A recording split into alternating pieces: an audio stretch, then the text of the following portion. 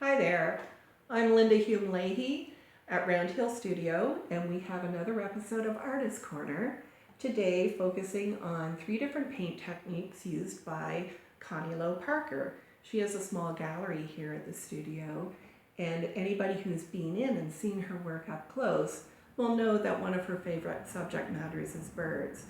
So I've brought 3 blue jays together here to illustrate different paint techniques that she uses and talk a little bit about what that brings out and what her intentions are in these processes. So we're going to talk about acrylic with brush, acrylic with palette knife, and then this little fella here is a watercolor. So let's go to our acrylic with brush subject right here.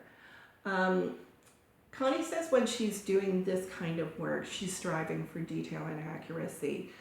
So she's not looking so much for chance, it's not so much about movement, but about representation.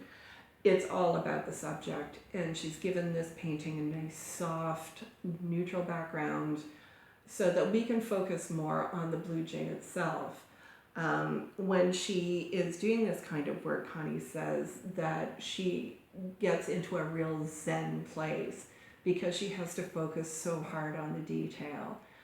And that shows. I mean, obviously, it's a beautiful representation of a bird that we're all really familiar with. However, a different dynamic appears when she's working with a palette knife, and that's this guy right here. Much more textured, much more vibrant painting than our acrylic with brush piece over here. When she's with a palette knife, it means scooping the paint and working it onto the canvas. And she says when she's working with palette, she can get inside the paint. And what that means is that she's feeling its texture, its viscosity, its resistance, its flow, all at once. And that is more about the process than the outcome, says Connie. So we can see that the outcome, although different from the acrylic with brush, is still a wonderful representation of the blue jay, but in a different kind of way. It's got a lot more movement to it. She's introduced some vibrant colors in the background. This is a painting that's situated in fall, whereas this one is in the middle of July. So a different seasonal dynamic, perhaps. Let's move on to our watercolor blue jay. Now the watercolor it's like a balance between chance and intention. And here we can see that there is a lot of detail in the bird itself.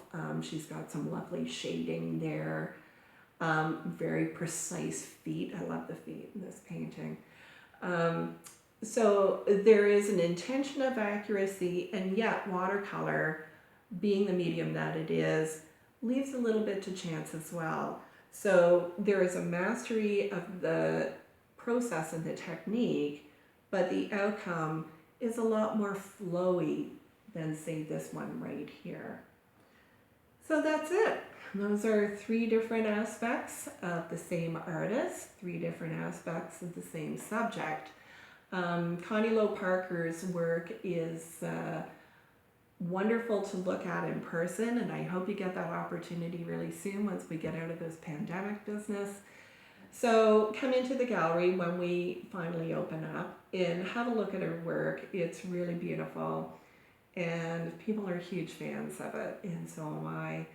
If you want more information about Connie's work, please look at our Facebook page, or you can go onto our website, www.roundhillstudio.com, and find out more about Connie Lowe-Parker's work and see what she has to offer. And it's always wonderful. It's a joy to look at her things. Anyway, have a great day, and I hope you take care. Bye-bye.